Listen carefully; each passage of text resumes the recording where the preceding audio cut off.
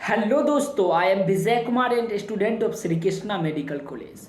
दोस्तों, physical chemistry के solution के इस पावरफुल लेक्चर में आप सबका स्वागत है।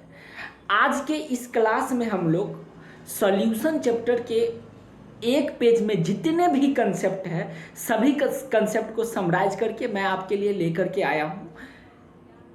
इसका 100% बेनिफिट उस बच्चे को हो सकता है जो कहीं ना कहीं डिटेल कोर्स में से काफ़ी डिटेल से पढ़े होंगे। आज मैं आपको सिर्फ ये बताऊंगा कि आपको शॉर्ट नोट कैसे तैयार करना है। शॉर्ट नोट तैयार करने के बाद आपको इस चैप्टर का टॉपिक वाइज टेस्ट देना है और प्रीवियस ईयर लगा लेना है, तो आपका 100% तैयार ये चैप्टर हो जाएगा। तो चलिए आज के इस क्लास को आगे बढ़ाते हैं।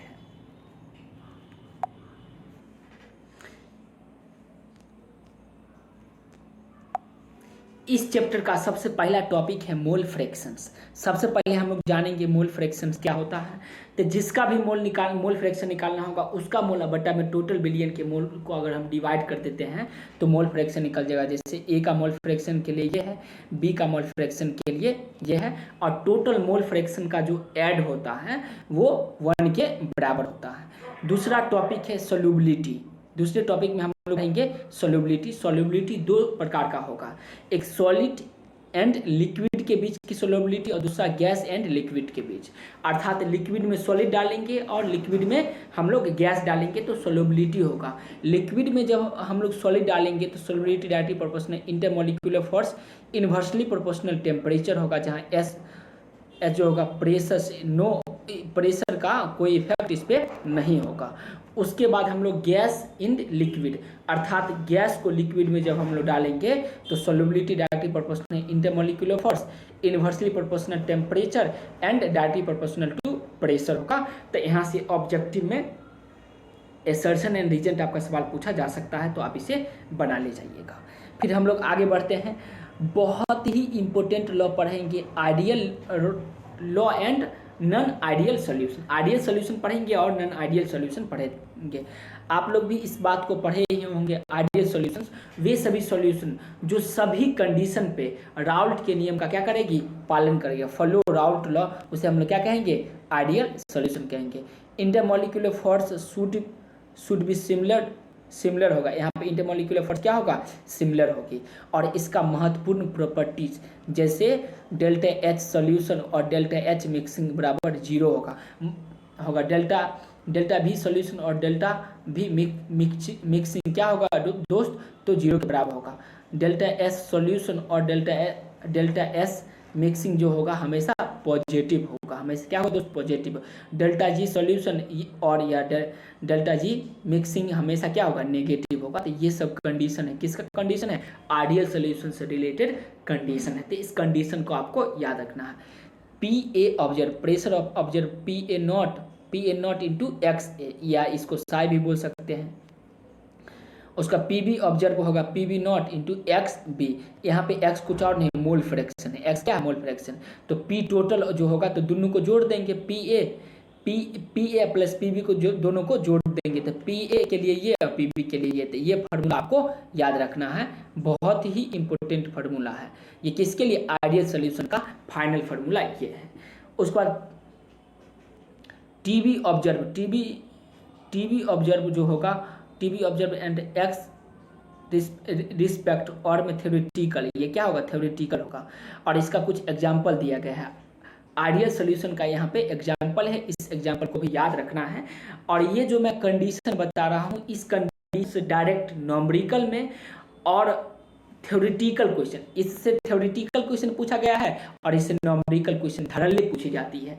ये कंडीशन से भी आपके नीट में सवाल पूछा जा चुका है दोस्त, तो इस कंडीशन को आपको याद रखना है। अब हम लोग अगला देखेंगे non ideal solution. Non ideal solution और उससे रिलेटेड जितने भी कंसेप्ट है सभी कंसेप्ट को यहाँ पे समराइज किया गया है। जैसे non ideal solution do not follow Raoult law, जो राउल्ट के नियम का पालन नहीं करेगी। तो ये मुख्य रूप से दो प्रकार का होगा, पॉजिटिव डेविएशंस और दूसरा नेगेटिव डेविएशंस। देखिए इसके लिए कंडीशन क्या है, ये जो कंडीशन है P A observe not equal to P A not X A, X मतलब यहाँ पे मोल फ्रैक्शन होगा, ठीक है। पी बी ऑब्जर्व वैसे ही निकालेंगे तो P B observe not equal to क्या होगा, P B not not X B होगा। उसका पी टोटल ऑब्जर्व ई दोनों के ये 8 के बराबर नहीं होगा। T B observe not equal to T B theoreticals, ये थ्योरेटिकल के बराबर नहीं होगा। जबकि जस्ट इसका अपोजिट किसका होता है? आइडियल सोल्यूशन में आइडियल सोल्यूशन का just opposite non ideal solution, non ideal का जस्ट अपोजिट क्या था दोस्त? आइडियल सोल्यूशन था। ये भी नॉन आइडियल सोल्यूशन को दो भाग में बांटेंगे, पॉजिटिव डेविएशन और दूसरा negative deviation. Positive deviation P total observe जो होगा हमेशा बड़ा होगा पी ए एक्स ए या P A plus P B के हमेशा बड़ा होगा। एवरेज ओल्ड इंटरमोलिकुलर फोर्स जो होगा एवरेज न्यू इंटरमोलिकुलर फोर्स से हमेशा बड़ा होगा तब तो पॉजिटिव आएगा। डेल्टा एच सॉल्यूशन का डेल्टा एच मिक्सिंग से हमेशा बड़ा होगा, ये कंडीशन है। डेल्टा भी सॉल्यूशन हमेशा पॉजिटिव होगा और डेल्टा एस सॉल्यूशन हमेशा क्या होगा? पॉजिटिव होगा। पॉजिटिव का मतलब 0 से ज़्यादा और नेगेटिव का मतलब 0 से कम। ये छोटा बातें तो आप जानते ही होंगे। तो ये सारा कंडीशन को समराइज कर दिया गया है और उसका जो एग्जाम्पल है नॉन आइडियल सॉल्यूशन के पॉजिटिव डेविएशन का एग्जाम्पल यहाँ पे दिया गया है।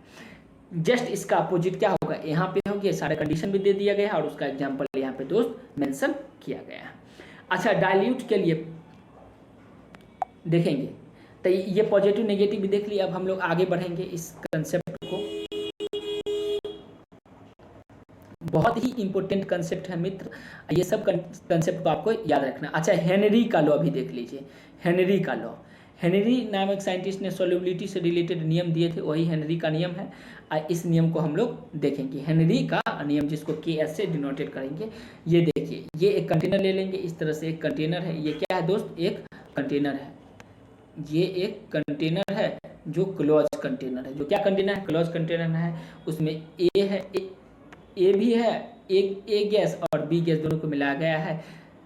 और ये क्या है? एक्स ए और मोल फ्रैक्शन बी का और मोल फ्रैक्शन ए का दोनों का दिया गया है। तो P A equal to Y A into P T, P total Y A के लिए वाई ए और बी के लिए वाई बी होगा। ठीक है, तो पी एच देखिए, ये डायरेक्टली प्रोपोर्शनल आएगा। जब डायरेक्टली प्रोपोर्शनल का साइन हटेगा तो कांस्टेंट टर्म आएगा। जब भी डायरेक्टली प्रोपोर्शनल का साइन हटती है तो कांस्टेंट टर्म आएगा। तो ये फार्मूला आती है, ये फाइनल फार्मूला है। इस फार्मूला को आपको याद रखना है। ये P के लिए होगा, पी ए के लिए होगा, ऐसे पी वी के लिए भी हम लोग निकालेंगे।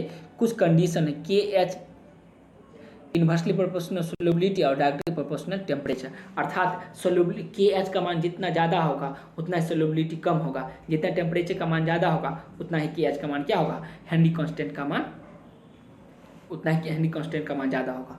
वेपर प्रेशर इंक्रीज, सोल्युबिलिटी भी इंक्रीज करती है। वेपर प्रेशर जब इंक्रीज करेगी सोल्युबिलिटी, तो ये सब हम लोग देख लिए। उसके बाद बहुत ही इम्पोर्टेंट कंसेप्ट है इस चैप्टर का, अगला कंसेप्ट है, देखिए प्रॉपर्टीज, लिक्विड सॉल्यूशन का प्रॉपर्टीज। लिक्विड सॉल्यूशन का प्रॉपर्टी, दो प्रॉपर्टीज होगा। एक प्रॉपर्टीज होगा कॉन्स्टिट्यूशनल होगा और दूसरा होगा कॉलिगेटिव प्रॉपर्टीज। तो कॉन्स्टिट्यूशनल प्रॉपर्टीज को हम लोग सबसे पहले पढ़ेंगे। पहले कॉन्स्टिट्यूशनल प्रॉपर्टीज पढ़ते हैं, फिर अगला प्रॉपर्टीज को हम लोग देखेंगे। देखिए, सरफेस टेंशन या वेपर प्रेशर या विस्कोसिटी, ये कॉन्स्टिट्यूशनल प्रॉपर्टीज है। कॉन्स्टिट्यूशनल प्रॉपर्टीज है किसी सॉल्यूशन का, जिसमें केस 1 में प्योर वोलेटाइल, देखिए surface tension, vapour pressure and viscosity के लिए दो केस। फर्स्ट केस में pure volatile, vapour pressure directly proportional, inversely proportional intermolecular force और डायरेक्टली प्रोपोर्शनल टू टेम्परेचर होगा। इस बात को देखिए, बहुत ही इंपॉर्टेंट लाइन ये है। वेपर प्रेशर इन्वर्सली प्रोपोर्शनल किसका होगा दोस्त? तो इंटरमोलिकुलर फोर्स का इन्वर्सली प्रोपोर्शनल और टेम्परेचर के डायरेक्टली प्रोपोर्शनल होगा। अच्छा, इस स्टेटमेंट को पढ़िए। ओपन कंटेनर के लिए ROE सरफेस एरिया के डायरेक्टली प्रोपोर्शनल, टेम्परेचर के इन्वर्सली प्रोपोर्शनल और टेम्परेचर के डायरेक्टली प्रोपोर्शनल, सरफेस एरिया के डायरेक्टली प्रोपोर्शनल और इंटरमोलिकुलर फोर्स के इन्वर्सली प्रोपोर्शनल होगा। एक ग्राफ यहाँ पे दिया गया है। उसके बाद क्लोज कंटेनर, जब कंटेनर क्या होगा दोस्त? क्लोज होगा, तो उसके लिए ये कंडीशन यहाँ पे दिया गया है। केस 2 में आते हैं solution having volatile solid, Raoult का नियम देखिए, राउल्ट के नियम को पूरा समराइज कर दिया गया है इस लाइन में। इस लाइन में क्या किया गया है दोस्त? तो समराइज कर दिया गया है। इस लाइन को आपको याद रखना है। ये किसके लिए था?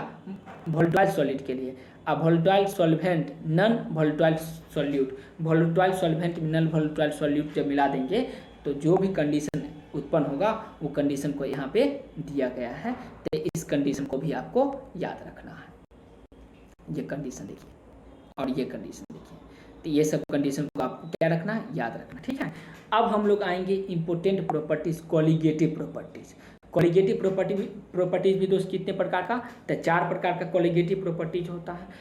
पहला है relative lowering of vapour pressure, दूसरा पहला है relative lowering of vapour pressure, दूसरा एलिवेशन इन बॉइलिंग पॉइंट, तीसरा depression in freezing point and चौथा है ऑस्मोटिक प्रेशर्स। और relating lowering of vapour pressure से के लिए फाइनल फार्मूला ये आती है। इस फार्मूला को आपको याद रखना है, जहाँ पे क्या क्या होगा ये सारा बातें यहाँ पे दिया गया है। ये देखिए, ये पॉइंट को भी आपको याद रखना। ठीक है, relative lowering of vapour pressure P S not minus P S बटा में P not S equal to X of solute, X of solute मतलब मोल फ्रैक्शंस। ठीक है, जहाँ पे पी एस नॉट सॉल्वेंट का होगा और ये पी एस सॉल्यूशन का होगा। उसके बाद एलिवेशन इन बॉइलिंग पॉइंट को डिनोटेड करेंगे डेल्टा टीबी से। डेल्टा टीबी हमेशा सॉल्यूशन का ज़्यादा होगा, हमें टीबी नॉट प्योर सॉल्वेंट से हमेशा ज़्यादा होगा। और इसके लिए फाइनल फार्मूला ये आती है, तो इस फार्मूला को भी आपको याद रखना है। इसका यूनिट भी यहाँ पर दिया गया है, यूनिट है मोल केजी पर कांस्टेंट टर्म केजी पर मोल, कांस्टेंट टर्म केजी पर मोल, जहाँ पे के ई होगा एलिवेशन कांस्टेंट या इब्लोस्कोपिक कांस्टेंट। इब्लोस्कोपिक कांस्टेंट टीबी के लिए भी यहाँ पे फार्मूला दिया गया है, इस फार्मूला को भी आपको याद रखना है। Delta T B equal to T B minus T B not होगा for water at 100 degree Celsius, 100 degree Celsius पे ये होगा। तो 2 प्रॉपर्टीज पढ़े, relating lowering of vapour pressure, दूसरा एलिवेशन इन बॉइलिंग पॉइंट, तीसरा पढ़ेंगे depression in freezing point.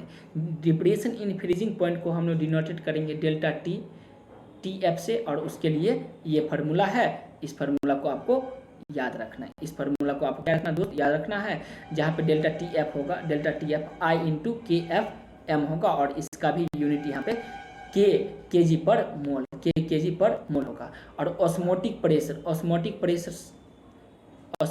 Pressure pi equal to I C R T होगा। इस बात को भी आपको याद रखना है। तो relating lowering of vapour pressure, elevation in boiling point, depression in freezing point and osmotic pressure, और उससे रिलेटेड सारा कंसेप्ट को यहाँ पे समराइज कर दिया गया है। तो आपको भी ऐसे ही शॉर्ट नोट में लिख लेना है। अब उसके बाद हम लोग पढ़ेंगे हाइपोटोनिक, हाइपरटोनिक और आइसोटोनिक सॉल्यूशन।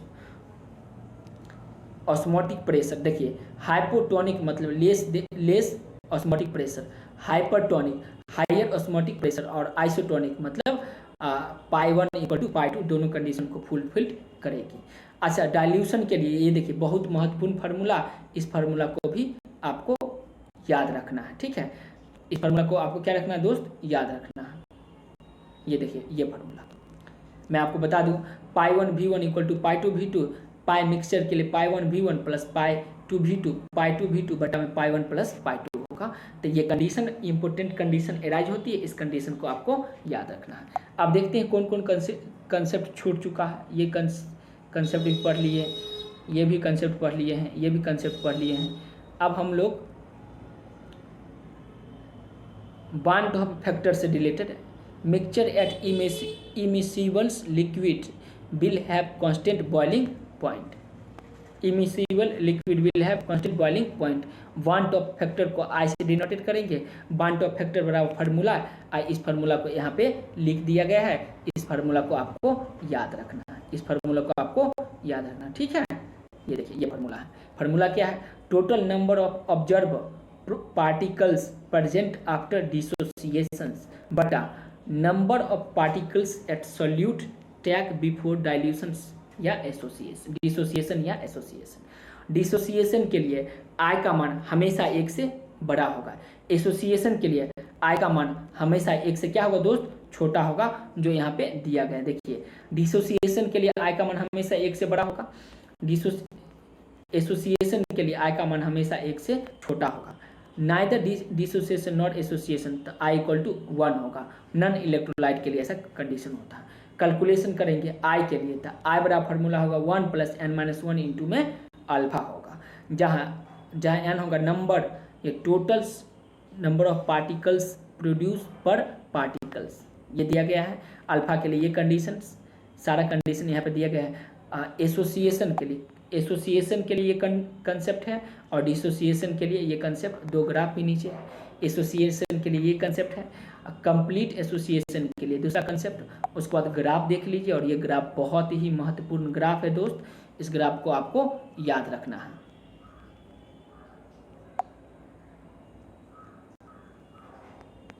ये देखिए, ये दोनों ग्राफ है, ये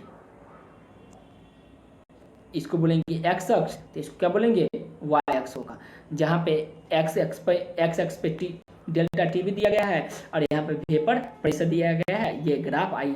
दूसरा ये ग्राफ है, इस ग्राफ को भी आपको याद रखना है। वेपर प्रेशर सॉल्वेंट का लिक्विड में, वेपर प्रेशर सॉल्वेंट और सॉल्वेंट लिक्विड और सॉलिड के फॉर्मेट में दिया गया है। तो एक बार मैं फिर से आपको बता दूं कि इसमें हमको टोटल इतना ही पेज में पूरे कंसेप्ट को समराइज कर दिया गया है, जो मैं अभी आपके सामने डिस्कशन किया हूं। आप इसको वीडियो को पॉज करके और इसे बढ़िया से लिख लीजिएगा। यदि कोई प्रॉब्लम होगा तो कमेंट बॉक्स में बताइएगा, और यदि इसका PDF चाहते हैं तो डिस्क्रिप्शन बॉक्स में मेरा व्हाट्सएप नंबर दिया गया है, वहाँ से इसका PDF पा सकते हैं। और यदि इस टाइप का वीडियो आपके लिए यूजफुल हो और आप चाहते हैं कि ऐसे ही वीडियो आपको मिले, चूँकि मैं पहले ही अनाउंसमेंट कर चुका हूं कि फिजिक्स, केमिस्ट्री एंड बायोलॉजी का शॉर्ट नोट 1 पेज में लेकर के आऊँगा। जैसे मेरे कॉलेज से टाइम मिलता है तो मैं आपके लिए वीडियो बनाता हूँ।